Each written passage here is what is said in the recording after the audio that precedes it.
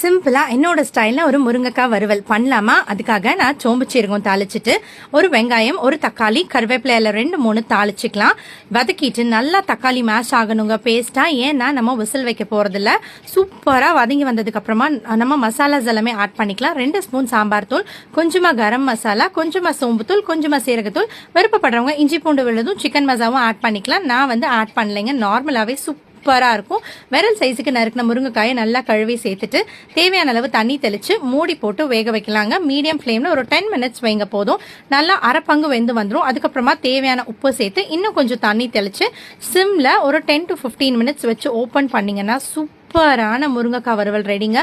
ஃப்ரெஷ்ஷாக கொத்தமல்லியோ கருவேப்பிலையோ சர்வ் பண்ணீங்கன்னு வச்சுக்கோங்களேன், அப்படி அசால்ட்டா சாப்பாடு உள்ள போகுங்க. ரசம் சாதம், தயிர் சாதம் எதுவாக இருக்கட்டும்ங்க, இது ஆப்டான ஒரு சைட் டிஷ்ஷாக இருக்கும்.